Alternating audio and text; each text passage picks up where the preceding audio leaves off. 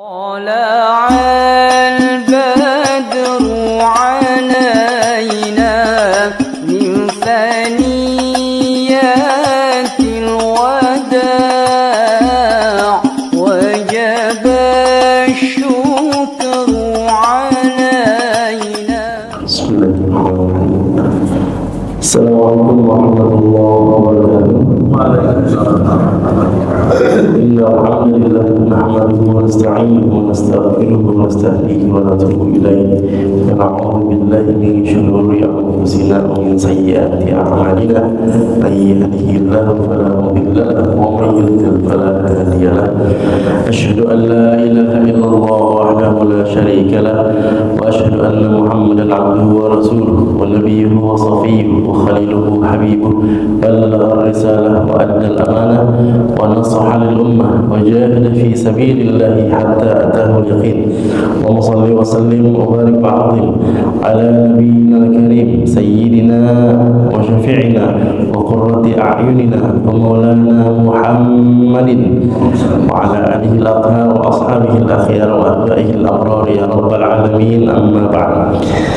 Al-Mukarramun, para hujjah, para tokoh masyarakat, bil khusus pengurus Masjid Al-Mujahidin, Bapak Haji Muhaimin dan seluruh pengurusnya, Bapak pengurus wilayah, Bapak abang jemaah sholat subuh Masjid Al-Mujahidin yang dirahmati Allah Subhanahu wa taala. Mari kita bersyukur kepada Allah dengan sama-sama mengucapkan lafaz Alhamdulillahirabbil alamin. Kita sampaikan selawat dan salam kepada Rasulullah dengan mengucapkan lafaz Allahumma shalli ala sayyidina Muhammad wa ala ali sayyidina Muhammad.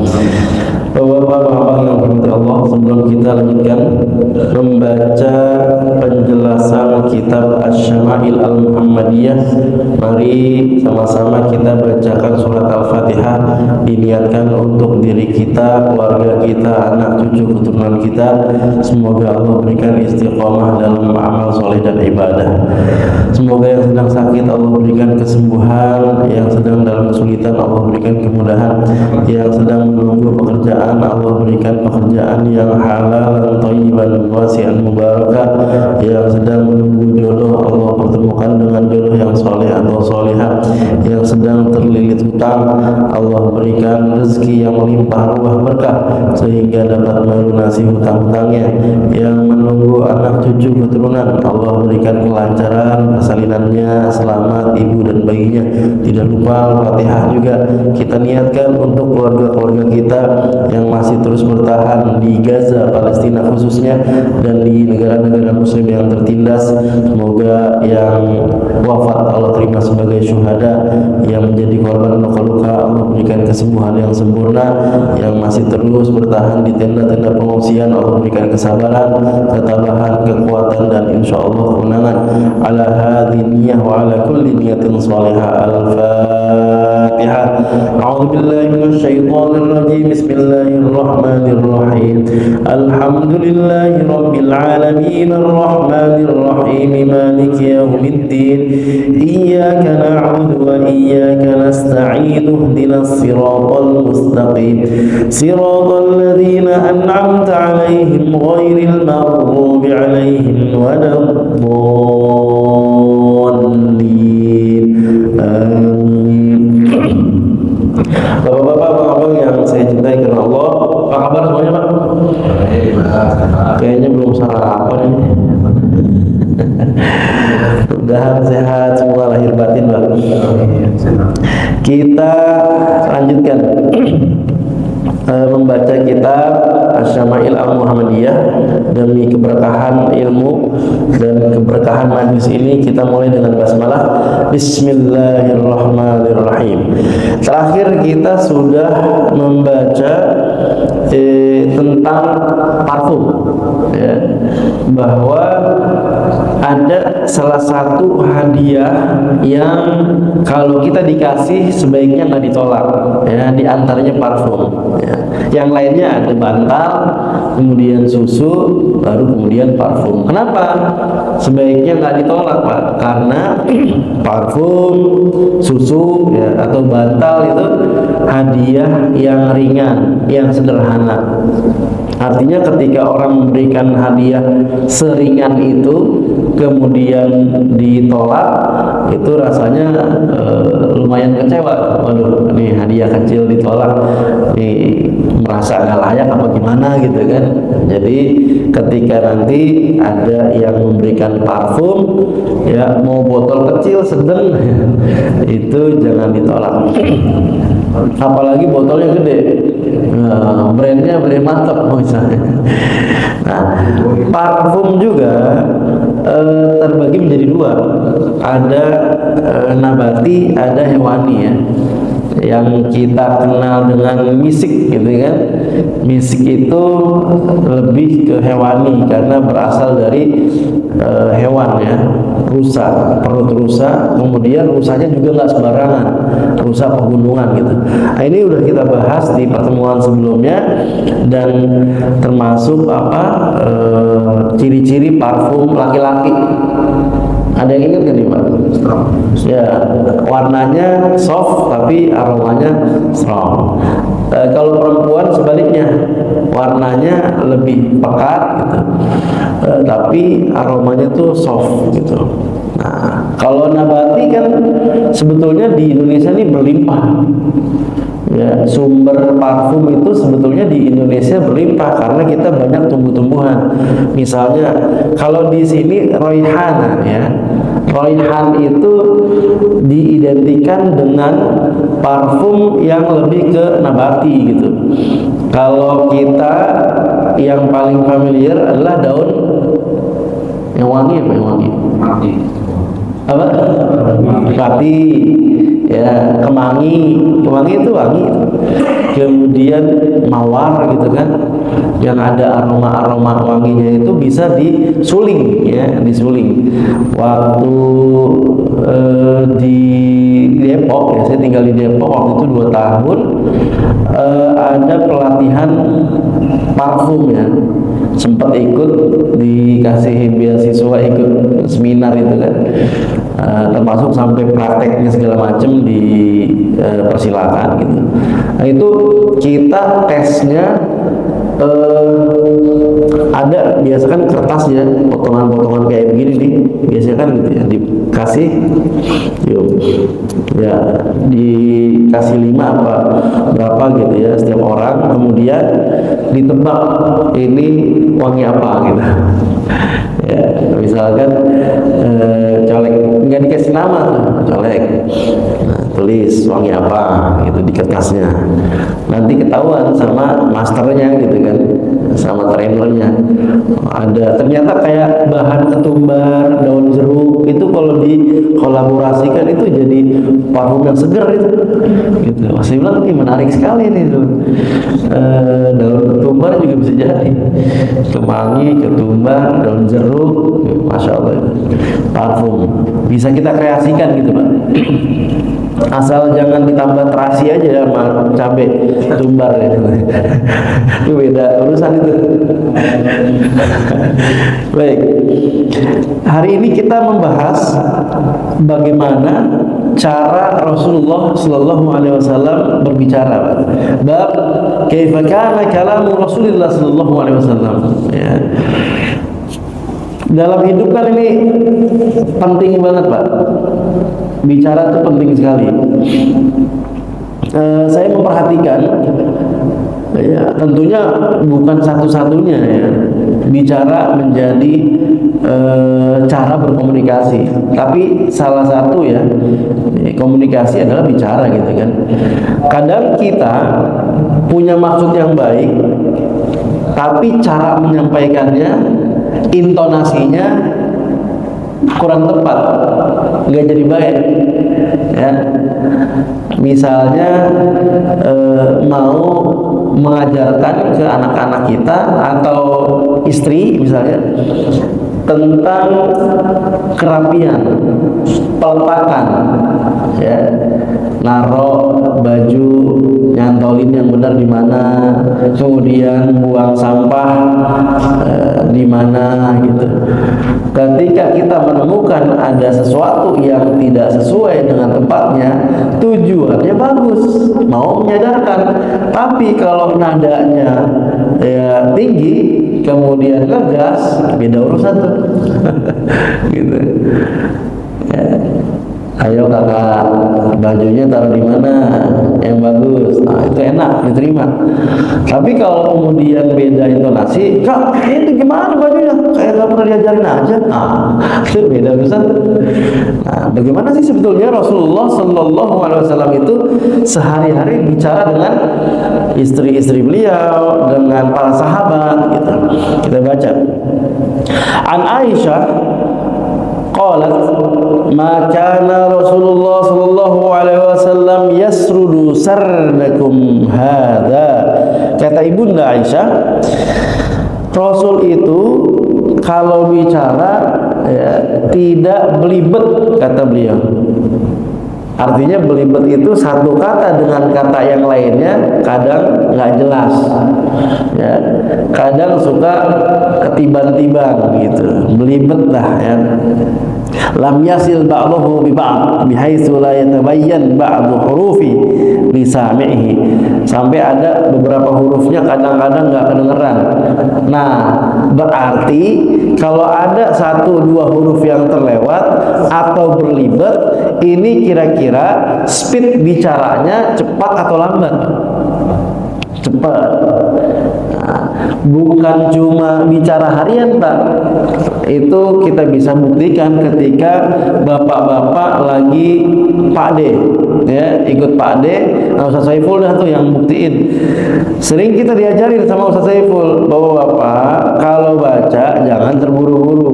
Kalau terburu-buru baca Al-Quran pasti ada makhraj yang kurang tepat, ada sifat yang lewat, kan begitu.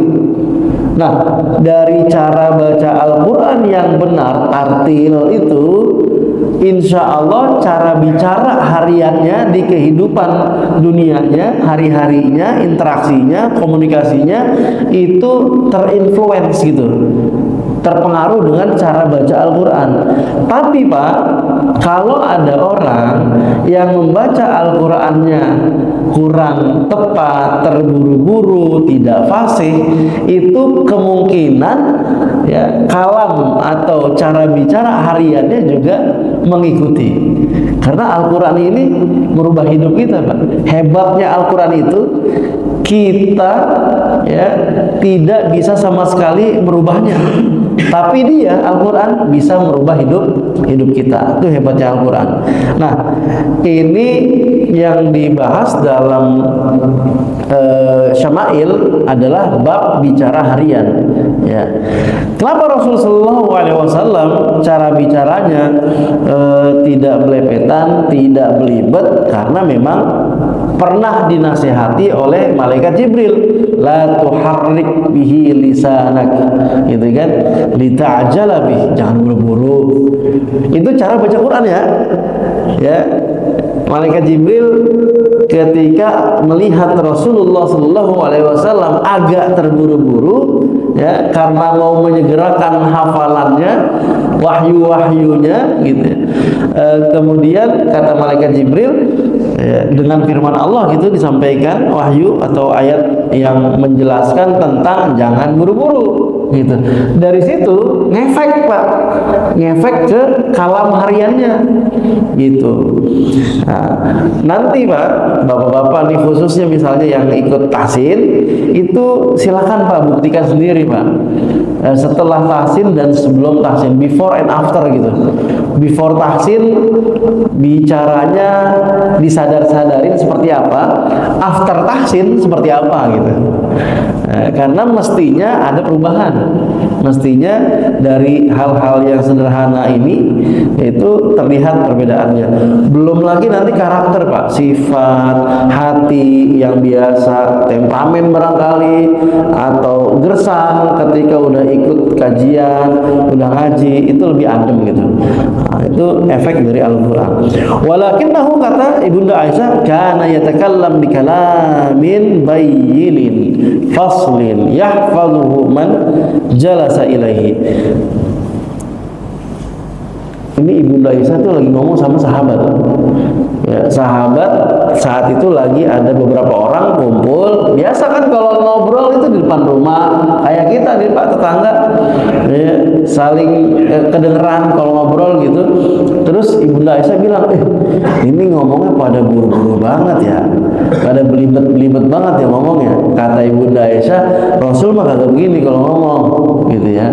Tapi kalau beliau lagi bicara, kalam bayin. Apa itu bayin? Ya, zahir, wadih, jelas. Kata perkataannya jelas, kalimatnya mudah dipahami. Mufaslin, apa itu faslin? Mafsul, mumtaz an ghairihi bihaitsu yatabayyanhu man yukhatibuh wal ma'na lam yakun hadis Rasulullah sallallahu alaihi wasallam mutatabi'an fayaltabisu 'alal mustami'. Jadi antara satu kata dengan kata yang lainnya jelas, kalimat satu dengan kalimat yang lainnya jelas. Yang diajak bicara nggak ada yang remeng-remeng. Ada apa tadi apa? Nggak kedengeran, nah gitu ya. Apa tadi? Kurang denger karena kecepatan gitu. Nggak ada yang seperti itu. Makna demi makna dari kalimat Rasulullah dipahami dengan baik oleh orang yang diajak bicara.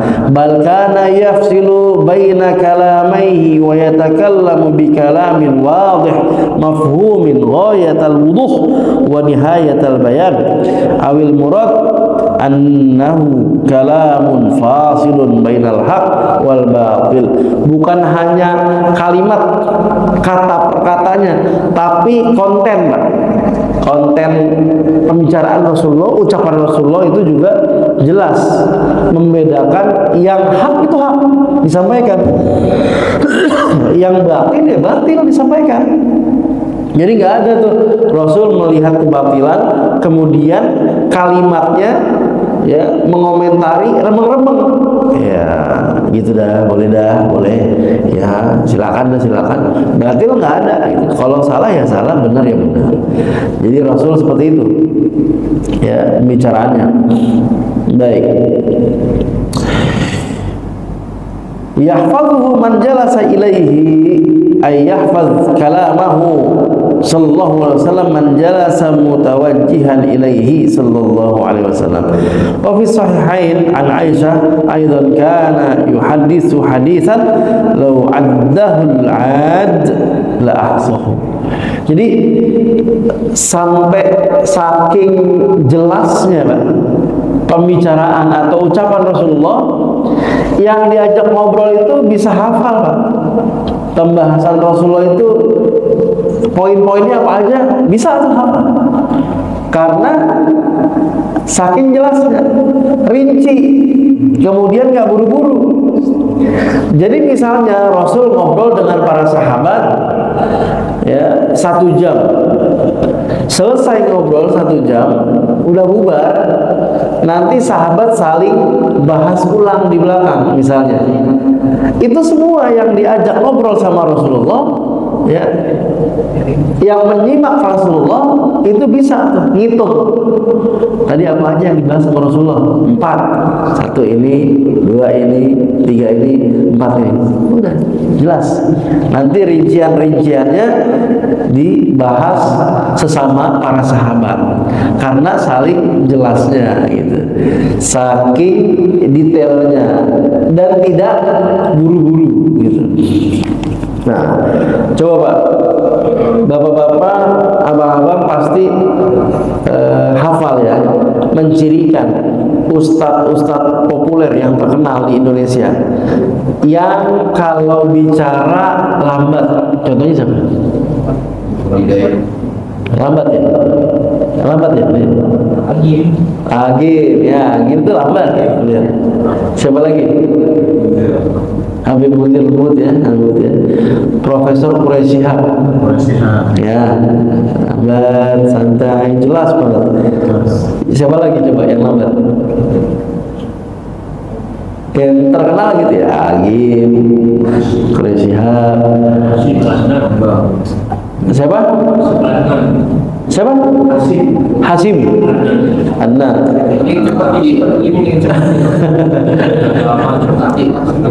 Lambat ya. Coba sekarang sebutin yang cepat. Yang viral lah, yang udah terkenal gitu. Adi Hidayat, Ustaz Adi Hidayat kadang-kadang cepat. Oh iya benar juga. Jadi kadang-kadang lambat, baru mulai itu lambat. Tapi kalau udah seru, ya pembahasannya seru, ya speednya naik. Siapa lagi? Yang terkenal cepat. Apa? Siapa tuh? Zulkifli. Emang cepat ya? Ini ya, energik ya. Siapa lagi? Ustadz yang speednya cepat. Ayo Pak, ada Pak yang terkenal cepat Pak. Kalau bapak-bapak dengar ya lihat di YouTube, di handphone nih, itu cepat tuh siapa ya? Felix Xiao. Sama Ustadz siapa? Khalid Basalamah. Cepet itu. Kalau lagi nyimak Ustadz Khalid tuh cepet tuh kalau jelasin. Nah, sama-sama bahasa lama, tapi beda speed. Siapa? Syafiq. Ustadz Syafiq itu lambat, enak ngejelasinnya. Jawas. Beliau cepet ya. Almarhum tuh ya, cepet, termasuk cepet. Gitu. Jadi ada yang memang sedang. Nah, kalau yang sedang siapa yang sedang? UAS ya sedang ya UAS. Ustaz Abdul Somad tuh sedang aja, sedang nih. Siapa lagi? Ayo. Yang sedang tuh. Kalau Ustaz Zainuddin itu masuknya lambat, sedang atau cepat? Sedang lah ya. Tapi beliau jago banget lah itu. Retorikanya jago banget. Kalau lagi lambat, jedanya dapat ya, intonasinya dapat. Dai sejuta umat. Kalau UAS kan dai sejuta viewer. Sejuta viewer. Beliau dai sejuta umat. Baik. Ala kulli hal, Rasul seperti itu Pak. Cara bicara Rasulullah itu ligit, kemudian detail, jelas artikulasinya gitu. Kemudian jedanya juga dapat gitu. Mana berhenti, mana lanjut, mana lambat, mana agak ngegas, intonasi tinggi, rendah, lembut, semuanya dicontohkan oleh Rasulullah Shallallahu Alaihi Wasallam sampai Ibunda Aisyah ketika melihat ada sahabat yang berbeda cara bicaranya, agak ngebut, agak belibet, Ibunda Aisyah sebetulnya cara mengajarkannya begitu ya, mentarbiyah para sahabat. Rasul itu kalau ngomong nggak belibet tau. Jadi maksudnya mencontohkan, nabinya seperti itu caranya bicara. Baik. An Anas ibn Malik, hadis yang kedua. Qala, ia berkata, kana Rasulullah sallallahu alaihi wasallam yu'idul kalimata thalathan. Jadi Rasul itu seringkali mengulang kalimat beliau atau satu kata ya sebanyak 3 kali. Litu'qal anhu. Nah, ini catatannya. Litu'qal itu dari kata akal. Jadi Rasul ya dalam beberapa pembicaraan dengan sahabat atau penjelasan hadis wahyu, baik itu kata ataupun kalimat, itu suka diulangi 3 kali agar apa? Agar dipahami, agar akal orang yang diajak bicara menerima. Nah, berarti apa Pak? Ketika berbicara dengan orang dewasa, kalimatnya, pilihan bahasanya, diksinya juga sebagaimana kepada orang dewasa.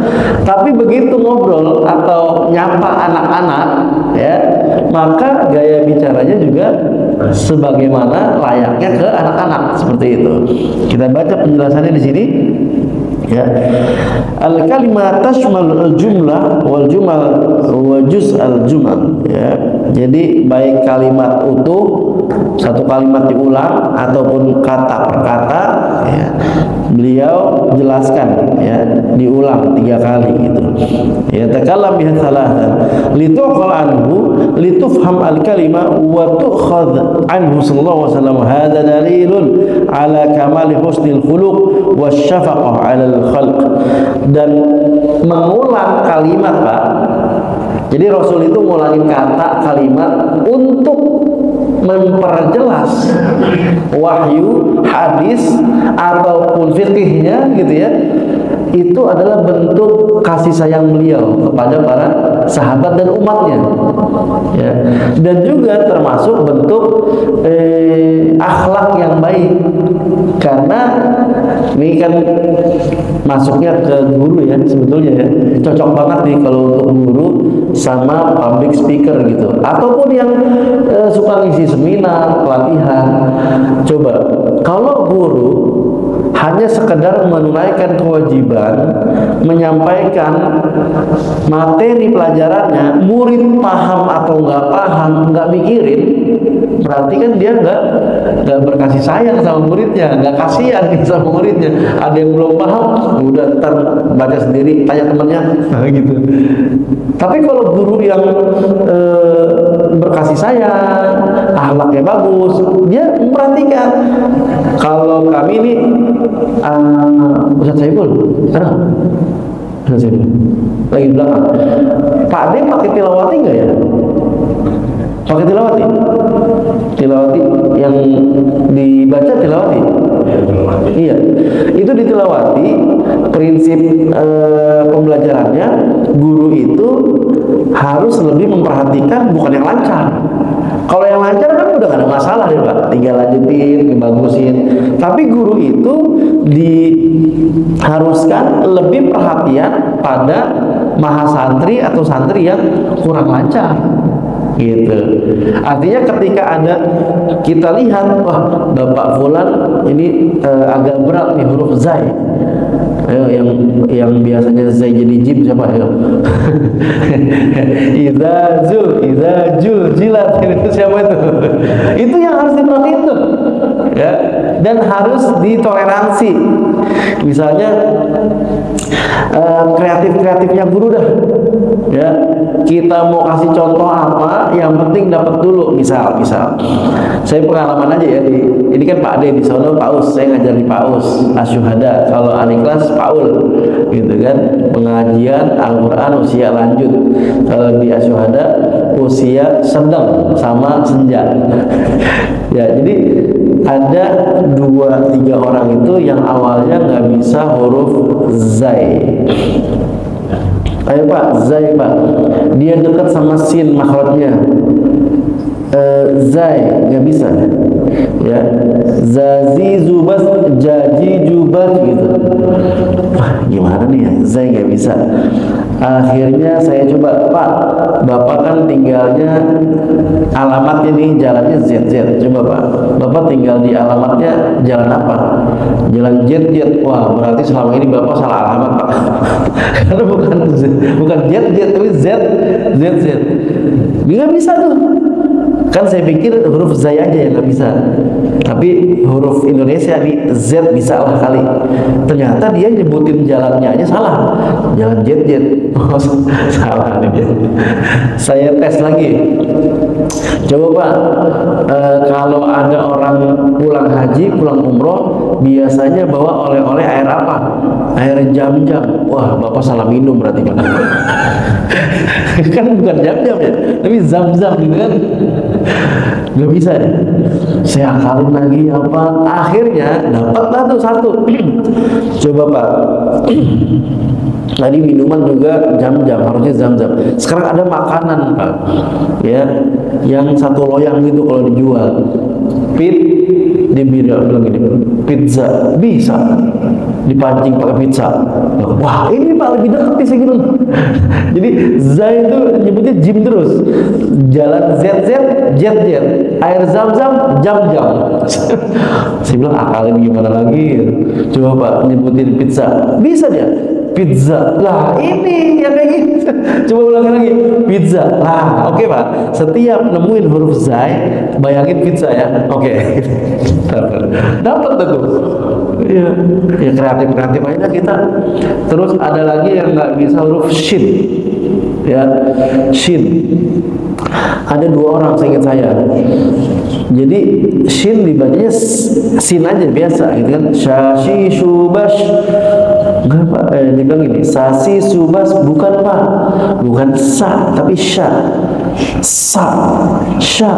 Udah sampai ngangkat lehernya, sya kagak bisa, sa aja. Akhirnya gimana ya? Bapak seneng ya bahasa Inggris? Ya dikit-dikit. Ya, ada yang pengalaman kerja di kapal segala macam. Oke. Ada nih satu kata bahasa Inggris mungkin bisa kena. Coba Bapak sebut fashion show. Kan itu shit itu. Ternyata dia nyebutnya fashion show. Fashionnya sin, show-nya bisa. Nah, lumayan aneh saya bilang. Karena sama-sama sh gitu kan. SH itu kan kalau di bahasa Inggris shin, ya. Fashion tulisannya kan SH, fashion. Show juga sama, tulisannya SH, show gitu. Akhirnya dia bilang fashion show. Oh, satu bisa, satu nggak bisa. Akhirnya pelan-pelan, yaudah Pak, bayangin aja kalau nyebutin shin jadi show gitu. Oke. Yang satu nggak bisa. Coba Pak nyebut fashion show, nggak bisa. Akhirnya saya ingat beliau ini sempat lama 3 tahun apa di Jepang. Wah, berarti kalau Jepang pasti familiar dengan sushi kan. Coba Bapak nyebut sushi, bisa. Sushi, lah itu shin Pak sebelah. Jadi macam-macam Pak, kita akal-akalin biar dia bisa gitu kan. Masa kagak bisa? Orang Allah udah jamin walaqad yassarnal qur'ana lidzikr. Allah udah jamin itu, kita mudahin Al-Quran untuk dipelajarin. Saya yakin aja dengan ayat itu. Fahal mimudakir, siapa yang mau ambil pelajaran, yang mau mempelajari pasti bisa gitu, ya kan? Walladzina jahadu fina lanahdiyahum subulana. Siapa yang bersungguh-sungguh di jalan kami tunjukin ya jalannya, dibantu. Makanya kan gini. Dari hadis ini Pak, Rasul itu betul-betul memperhatikan mana yang belum paham diulangi 3 kali sama Rasulullah gitu. Artinya guru itu kan kita suka kadang-kadang viral ya di sosmed itu ada grade-nya guru, ada medium teacher, ada best teacher, ada great teacher gitu kan. Medium teacher yang sekedar nyampein, murid mungkin cuma hafalan aja, oke udah cukup. Paham nggak paham, yang penting hafal aja deh muridnya. Mungkin seperti itu. Ada yang stylenya begitu Pak guru Pak. Ada guru yang di atas itu Pak. Ini guru nggak puas kalau muridnya cuma hafal. Karena kalau bicara hafal, burung beo juga bisa hafal. Assalamualaikum, salam, assalamualaikum, salam. Lama-lama, assalamualaikum, bisa dia hafal doang. Ada guru yang nggak puas. Kalau muridnya cuma hafal, apa bedanya sama burung beo? Akhirnya dipastikanlah oleh si guru bahwa murid-muridnya juga memahami. Coba jelasin ulang. Ketika menjelaskan ulang, enak, bagus, bisa. Oh, dia udah paham nih. Itu namanya the best teacher gitu kan. Tapi ada lagi di atas itu. Ada yang nyebut excellent teacher, ada yang nyebut great teacher gitu. Dia nggak cuma mencukupi murid-muridnya paham, bisa menjelaskan ulang, enggak. Cuma sampai praktis gitu kan, mengamalkan ilmu yang diajarkan. Makanya waktu di panti tempat kami mengurus juga ya rumah Quran, ada salah satu ustadz seniornya jamaah tabligh juga.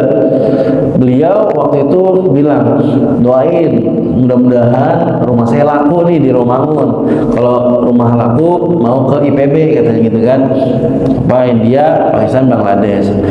Wah, Masya Allah, nggak puas-puas nih belajarnya nih Ustaz, tolabul ilmi terus. Kata beliau jawabannya apa? Enggak, kita bukan mau melihat orang yang menuntut ilmu, tapi kita mau melihat orang yang mengamalkan ilmu. Masya Allah. Jadi itu guru yang grade-nya di atas gitu kan, nggak cuma sekedar muridnya yang penting hafal, enggak.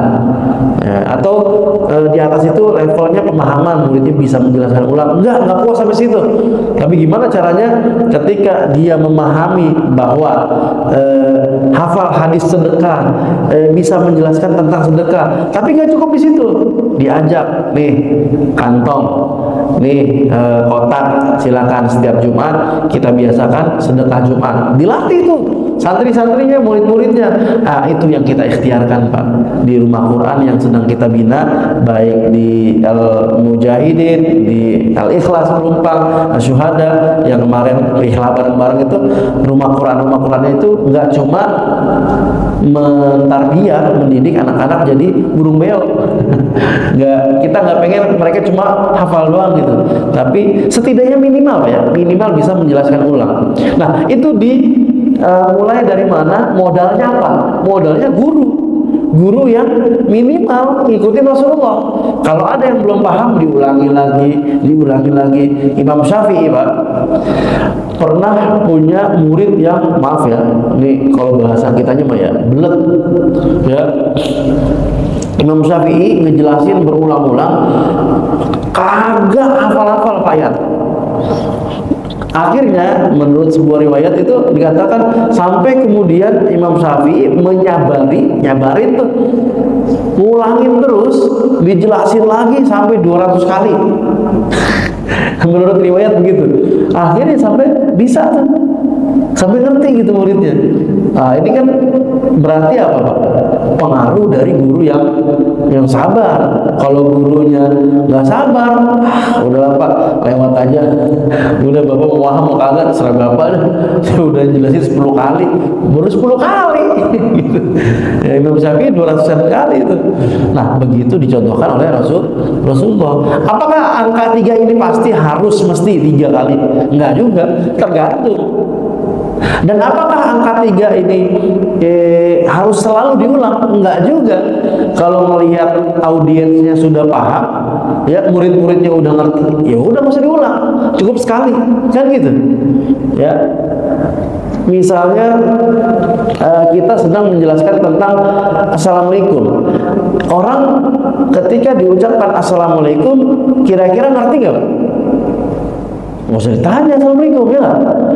Ini udah nggak usah dipaham, nggak usah diulang lagi. Ya, misalnya nih saya ucapin ke bapak-bapak, abang-abang jamaah mujahidin, Assalamualaikum. Perlu diulang 3 kali? Nggak perlu. Udah tinggal dijawab dah, Assalamualaikum. Udah selesai, paham. Ya. Tapi ada beberapa ya ayat Al-Quran, hadis Rasul itu perlu pengulangan, dan itu dilakukan oleh Rasulullah ketika melihat ada mimik wajah sahabat yang kayaknya kurang paham nih, gitu. Nah, itu membuktikan bahwa Rasulullah SAW adalah the great teacher, gitu, guru yang masya Allah itu. The best gitu kan. Baik, selanjutnya Al-Hasan ibni Ali, ya. Ini Hasan bin Ali berarti siapanya Nabi Pak? Cucu Nabi Muhammad.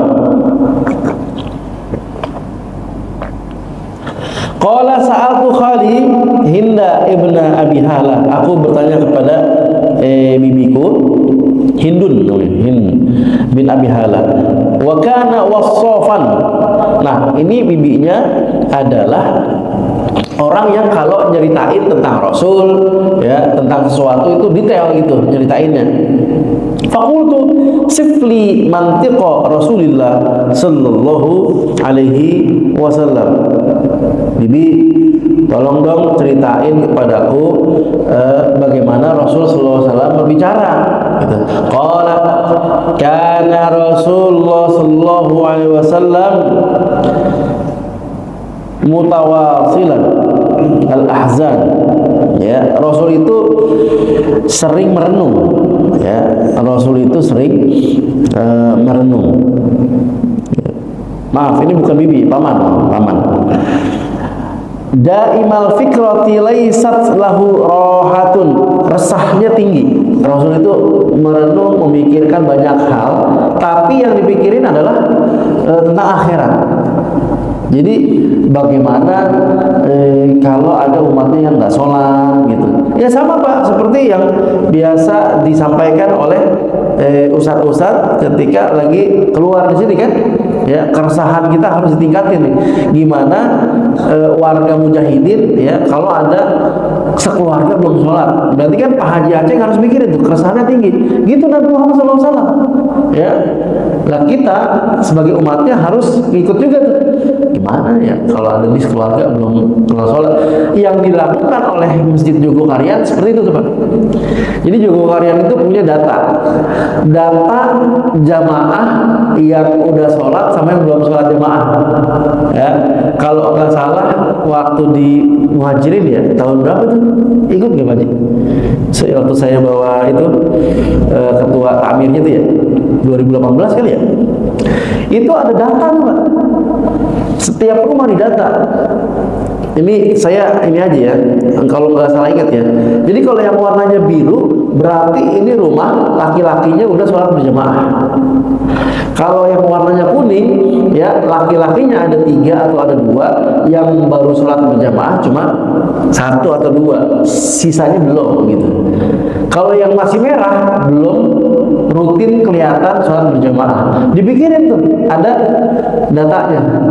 Akhirnya yang masih merah didatengin satu persatu. Jadi fungsinya teman-teman jamaah tabligh ya itu dijalanin sama Jogokarian, sama takmirnya. Didatengin, Pak, kenapa Pak? Ini belum kelihatan sholat nih kayaknya gitu.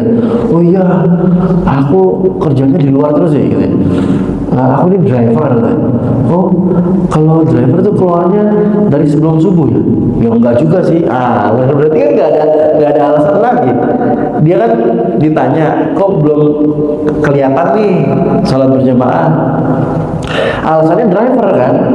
Ditanya dong sama DKM, oh kalau nyupir ya atau narik gitu ya kan, itu keluarnya sebelum subuh. Enggak juga, paling jam 7 lah. Berarti kan subuhnya ada harusnya gitu kan. Ini nyari alasan dari mana dia kalau subuhnya nggak kelihatan. Baru jawabannya adalah, iya aku nggak punya pakaian sholat. Oh oke, dicatat ya. Yang alasannya sama dicatetin. Kemudian dikasih sarung sama koko sama peci. Nih Pak, sarung, koko, peci. Silakan Pak. Nanti kalau Bapak dengar azan, monggo sholat berjamaah. Dicek lagi nggak kelihatan juga. Wah belum kelihatan nih si Bapak. Samperin lagi keliling. Pak, kayaknya udah sebulan nggak kelihatan nih Pak. Udah kepake tuh bajunya, sarungnya. Oh iya nih, aku mau sholat minder. Kenapa? Aku nggak bisa sholat. Dicatat sama takmirnya. Aku belum bisa sholat. Dikumpulin lah, ada misalnya 20 orang belum bisa sholat menurut pengakuannya. Nah, akhirnya mereka nggak disuruh datang ke masjid untuk taklim, enggak. Lah orang sholat wajib aja nggak datang, apalagi taklim yang sunnah gitu kan. Diminta tolong ustadz-ustadz kampung sekitar situ untuk bikin majelis yang di dekat rumahnya. Diundang tuh bapak ini, bapak ini, bapak ini, bapak ini, bapak ini.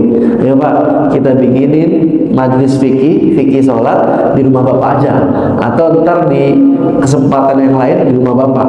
Dibikinin terus sampai udah belajar fikih sholatnya, ya dicek lagi kira-kira alasannya apa kalau nggak ke masjid.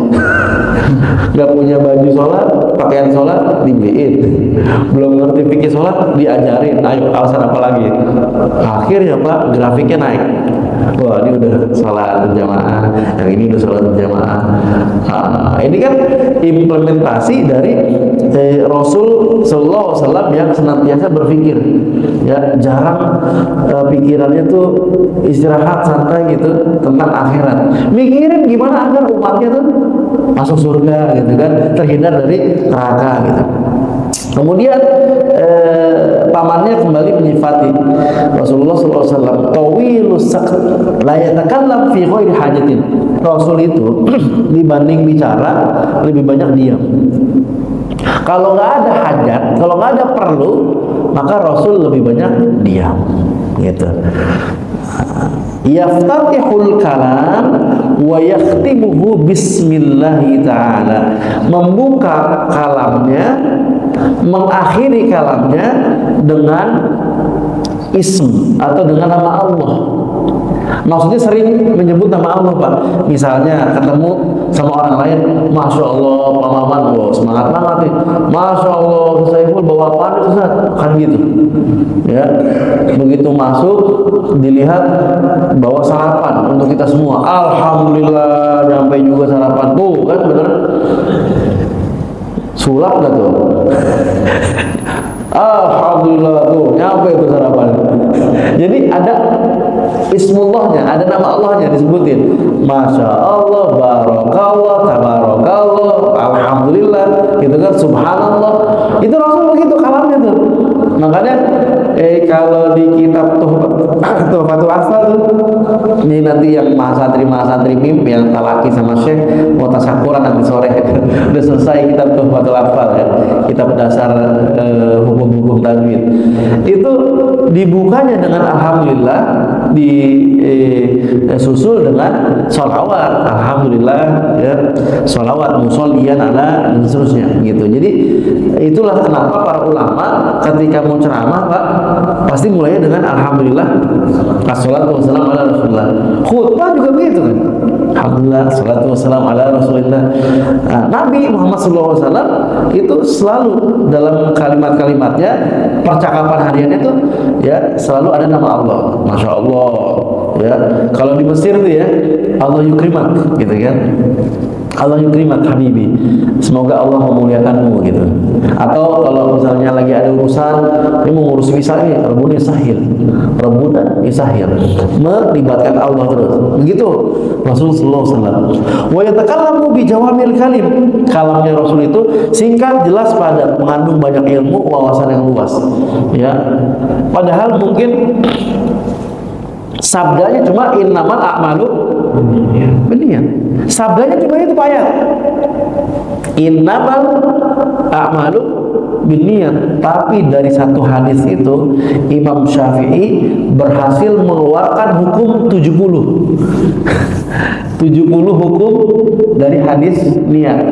Misalnya ikhlas mencari ridho Allah, apalagi innamal a'malu binniyat, yang tidak karena Allah nggak diterima. Apalagi bolehnya niat dunia, ya, niat dunia tidak lebih baik atau tidak lebih mulia dibanding niat akhirat. Baru dapat 4 di pembahasan kita. Imam Syafi'i 70 dari hadis niat, 70 bab diambil intisarinya. Masya Allah. Kalamuhu faslun la fudula wala taksira. Pas pembicaraannya, enggak kelebihan, kebanyakan ngomong, kadang-kadang yang enggak penting disebutin juga, ya, ngoceh, nyerocos, enggak juga pelit. Ya, kalau pelit tuh gimana sih kabarnya? Misalnya contohnya gini, Pak Wawan, gimana kemarin Rihla sama ini tuh gabungan? Mantap, gitu doang jawabannya. Kagak cerita yang payah. Gimana kesannya payah? Rihla 3 masjid kemarin. Wah, alhamdulillah kita dapat ini, alhamdulillah, bla bla. Kan enak tuh. Jadi nggak pelit gitu. Gimana Bang Gunawan? Perjalanan enak lancar? Ya gitu dah, gitu doang. Rasul itu gak gitu Pak. Rasul itu gak pelit ya, jawabannya gak pelit. Karena kalau jawabannya pelit itu mencirikan dia agak-agak sombong gitu kan. Pak Jaja gimana kabar? Katanya kemarin habis berangkat umroh gini. Ya, alhamdulillah. Udah gitu doang, kagak cerita dikit kek. Jadi Rasul nggak kelebihan, nggak kebanyakan, nggak terlalu singkat gitu. Ya. Iya, mungkin pas ya pembicaraannya. Laisa bil jafi ya walal mahin, kemudian nggak kering, nggak receh-receh ya, kemudian juga nggak menghinakan gitu. Jadi kalau ada orang bicara ekspresinya tuh nyenengin dan hangat gitu, nggak kering. Kering itu apa ya keringnya? Kaku lah ya. Ya. Kemudian kalau apapun mendengar orang bicara, beliau selalu apresiasi, nggak gitu doang, kagak seru. Orang cerita panjang-panjang lebar, ya kan? Oh iya pak, ada gini-gini, gitu doang. Serunya di mana? Melas-melasin orang gitu, kagak. Rasul nggak begitu. Rasul nggak gila begitu, kagak. Ya, yu'adzimu ni'mah wa in daqqat la yadhummu minha syai'an. Ya, wa annahu lam yakun yadhummu dawwa. Jadi ketika dapat nikmat Rasul mengagungkan niatnya. Alhamdulillah saya begini, alhamdulillah ini udah masuk Islam, alhamdulillah ada rezeki makan bersama kita, nikmat ya, tidak menghinakan. Nah contohnya dapat nikmat, wah alhamdulillah nih jahe mantap nih, seger banget nih, hangat gitu. Mengagungkan nikmat gitu, bukan ketika dapat jahe nggak ada yang lain, nggak begitu. Atau bisa pas minum nih pahit bener nih jahe, ya jangan lah ya. Atau kopi, pas minum kopi pahit bener nih kopi, ya emang kopi pahit lah. So kopi gurih, aneh gurih ya. Warahmatullahi lam yakun yadhummu dhawwaqan wala yamdah wala. Jadi Rasul itu tidak ya menghina makanan. Nanti nih Ustaz Saiful, menunya apaan Ustaz? Nasi uduk. Ya, nasi uduk lagi, orek lagi aja. Ya Allah Pak, alhamdulillah Pak. Ya, di Gaza makan rumput. Iya, di Gaza antri sampai berjam-jam itu bisa jadi cuma dapat satu mangkok kecil gitu kan. Nah kita dapat nasi uduk satu orang satu, alhamdulillah. Jadi Rasul itu nggak pernah hina makanan. Istri masak itu nyiapin makanan Pak dari subuh. Ya, kita masih terlelap, dia udah bangun Pak, ngirisin bawang, ngirisin cabai, semuanya diracik Pak. Masak itu Pak, jangan dikira kerjaan gampang itu masak tuh. Ini kami nih, Ustaz Iqbal tanya ada yang ngekos ya, walaupun satu rumah berempat, kalau udah giliran masak puyeng Pak. Masak apa lagi ya? Ya, 4 hari yang lalu pas giliran kita sambal goreng kentang udah. Ini temen 3 hari yang lalu udah masak rendang. Sebelumnya opor, sebelumnya sayur asem. Kita apa lagi? Bingung Pak. Istri setiap hari. Udah capek setiap hari. Begitunya dia di meja makan, kata bapak, tempel lagi mana? Aduh, itu runtuh langsung. Aduh Pak, gitu. Keasinan asin benar Pak. Nah, itu juga termasuk. Tapi itu urfnya, ada urfnya. Urf itu kebiasaan. Ukuran komentarin keasinan nih Pak, ukuran itu dianggap oleh kebiasaan kita hinaan atau enggak, itu masuknya begitu. Tapi kalau dianggapnya sebagai kritik, kemudian istrinya tersinggung, ya itu masuk dalam menghina makanan. Apa yang dilakukan oleh Rasulullah SAW ketika beliau nggak suka? Beliau diem, nahan, nggak menghina makanan, cuma beliau nggak makan aja udah. Ya, suami kita Pak, bapak mau mengikuti sunnah Nabi. Ketika nggak suka sama sayur sop, karena kita hobinya sayur asem, kita nggak makan tuh sayur sop. Ya, atau milih makan di luar misalnya, tanpa komentar apapun terhadap makanan yang dimasak oleh istri kita. Karena kita ngikutin Nabi, nggak mau menghina makanan. Tapi istri kita, nggak suka ya Pak, kok nggak dimakan? Nggak, bilang aja deh Pak, kalau nggak suka. Mancing. Padahal kita udah diam-diam nahan gitu. Kata istri, nggak suka kan, pasti nggak suka kan. Itu buktinya nggak dimakan. Nggak suka tuh pasti itu. Ya Allah Bu, istrinya udah nahan-nahan biar kagak keluar hinaan gitu. Mancing dia. Padahal nggak hina ya. Jangan hina Pak, cuma bilang gini doang, aku kan kurang hobi sayur sop Pak, aku sukanya sayur asem. Itu aja bisa jadi ribut. Ya Pak, namanya masakan masa sayur asem mulu, bosan lah Pak, aku kan mau variatif biar kamu juga bisa makanan macam-macam. Ya kan kamu tahu aku nggak suka sop. Ya ribut terjadi. Debat urusan sop asem. Nabi nggak pernah pusing Pak. La tuqdibuhud dunya, kata Nabi. Itu kata pamannya Hasan, kagak pusing Pak. Nabi urusan dunia kagak sampai marah. Ya, urusan dunia kagak sampai marah Nabi. Misalnya contoh, ya, anak ranking apa nggak ranking? Yang satunya bermazhab ibunya, contohnya ibunya, anak kudu ranking, kata bapaknya, kagak ngaruh ranking nggak ranking, yang penting dia sholatnya dijaga. Nggak bisa, ranking kudu dijaga juga, sholat ranking juga dong. Untuk apa kalau misalnya ranking bagus tapi sholatnya bolong-bolong? Berantem tuh. Urusan dunia doang, ranking doang, gitu kan? Apalagi contohnya, siapa calon kita, nomor 1, nomor 2, nomor 3, kan gitu. Calonnya kepilih, ya, atau nggak kepilih, kagak pusing tuh nanti. Kepilih, alhamdulillah. Nggak kepilih, ya udah takdirnya begitu. Kagak sampai ribut. Kita biasanya ribut Pak, ya, urusan pilihan politik nih sampai selek Pak.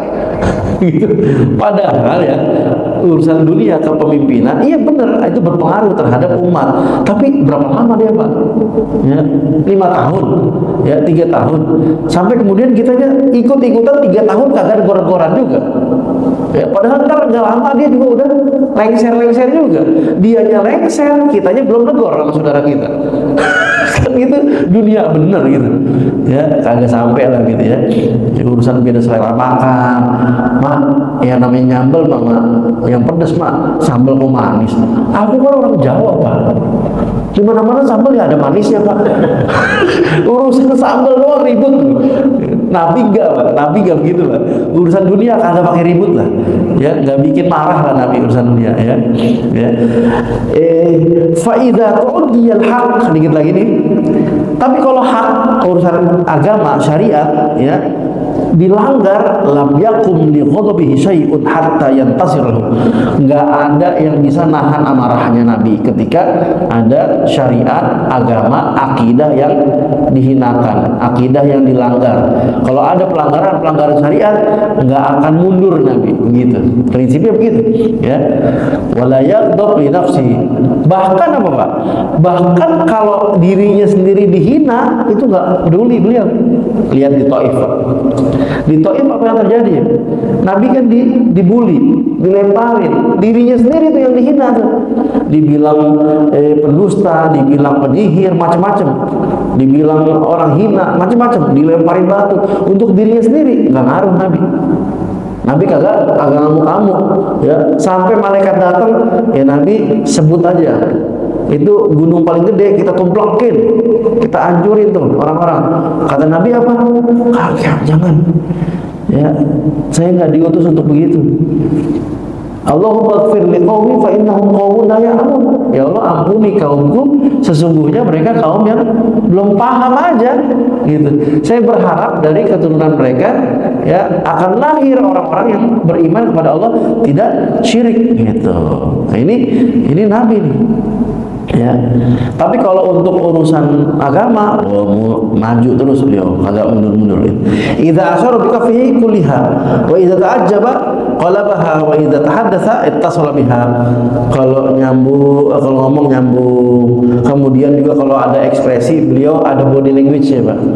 Kalau lagi takjub, lagi senang, beliau biasanya ada body language. Masya Allah tuh, Masya Allah. Lihat Syekh Mus'ad itu guru kita nih yang orang Mesir, itu kalau lagi ada ekspresi tertentu itu ada body language. Masya Allah. Misalkan ketemu Pak Soehardi, interview Pak Soehardi. Pak Soehardi kemana aja Pak? Gitu. Pasti ada body gini. Ya, ada body language. Saiful, Fena, November, Lamkati, Saiful. Gitu. Mana Saiful nih? November, nggak kelihatan katanya. Pasti ada, muncul tuh body language itu. Nah, Rasul begitu. Ya. Baik. Ya. Wa idza qadaba a'rada wa ashahha, idza fariha ghadda tarfahu, jullu dhahik, at-tabassum yaftaru an mithli habbil ghamam. Jadi ketika beliau marah, beliau itu enggak mencak-mencak, maki-maki, teriak-teriak enggak. Cuma beliau berubah aja mukanya. Ya, berubah mukanya. Tapi kemudian enggak yang sampai maki-maki gitu. Kalau untuk urusan dunia itu enggak sampai begitu. Cuma berubah mukanya gitu. Kalau lagi senang, ya lagi bahagia, beliau senyum, ya kemudian lebih menundukkan atau memejamkan nikmat. Ya, lagi senang, lagi bahagia, senyum. Kadang-kadang suka tertutup matanya. Wallahu a'lam bishawab. Ada yang mau bertanya? Dipersilakan. Udah suruh ya? Ya cukup. Oh, ya. Ada pertanyaan? Ayo, baik. Bang Hadi gimana Bang? Pertanyaan tentang hadiah dari terbihan. Parfum. Yang tidak boleh doakan. Dan di bagian pusat itu ada yang tak boleh bagaimana hadiah sekali. Gimana? Hadiah saya. Oh. Kan sebagian besar itu ada yang Sebagian besar. sebagian perusahaan. Tak boleh langsung kasih hadiah. Kadang-kadang makanan itu buat marketing gitu, tak boleh menerima gitu. Sampai sejauh itu kadang-kadang ditinggalkan. Karena itu biasanya awal-awal dari penyimpangan. Nah, apakah kalau misalkan itu di mata perusahaan itu untuk marketing nasional? Oh iya. Ya memang sebetulnya nggak boleh ditolaknya itu tanpa ada hal-hal syar'i yang menjadi pertimbangan. Jadi sekedar ngasih ikhlas, ya yang ngasih juga nyari ridho Allah, menyenangin sesama kita, tahabu gitu kan, saling berbagi hadiahlah, maka engkau akan saling mencintai. Kalau yang memberikan itu tulus begitu, itu jangan tolak. Tapi kalau ada yang disinyalir, wah ini khawatir nih, itu boleh. Termasuk apa? Boleh tolak maksudnya. Termasuk kalau ada teman kita tahu sebagian penghasilannya itu hasil dari korupsi. Terus dia ngajak traktir kita, makan bakso yuk. Karena dalam hati kita, wah saya tahu nih, dia kan sebagiannya penghasilannya ribawi misalnya, atau koruptor gitu. Jadi kalau ngajak traktir kita tolak itu boleh, gitu. Kecil gitu ya. Walaupun kecil, walaupun ringan. Di sini yang dimaksud nggak boleh nolak adalah ketika memang pure aja dia mau ngasih, mau nyenengin saudaranya, nyari ridho Allah gitu, tanpa ada kebiasaan yang mungkin mengundang prasangka buruk. Nah, kalau kayak maaf ya Pak, kalau mau pilgub ya kan, pemilu ini kan pasti banyak pemberian tuh. Nah itu juga ngelihat kita kebiasaannya seperti apa. Apakah ini termasuk dana misalnya ya APBN misalnya daripada buat judul ya, korban judul, pelaku judul buat dibagiin kampanye misalnya. Nah, kalau begitu jelas tuh, wah nggak bisa dong gitu ya. Nah, itu boleh ditolak kalau kayak gitu. Nah saya yang termasuk sering nolak. Kalau sebelumnya kita nolak, sebelum orang kasih gitu. Sebelum orang ngasih. Di pintu tulis tidak boleh kasih apa-apa. ekstrim. Gitu. Jadi kawinan itu pernah ada gitu nolak. Oh, jadi yang punya acara nggak mau dikasih gitu. Wah, masya Allah. Masih amplop, jadi yang tidak disediakan kotak. Iya. Jadi orang-orang KPK begitu semua kalau kawinan. Oh iya. Oh, berarti warok. Kalau di luar kata cuma di daerah situ nggak boleh. Iya. Pernah hadirin berapa kali? Oh gitu ya. Nggak boleh. Iya. Kita ngasih dia tuh, pokoknya tolak aja sama dia. Khawatir ya. Kan kita saudara. Ada dua pandangan saya tuh. Di rumah berkali ngasih. Iya, iya. Pandangan agama begini, dua. Yang pertama, ada disclaimer atau pengumuman tidak boleh bawa amplop atau segala macam. Khawatir kan tadi ada harta-harta syubhat atau maksud syubhat.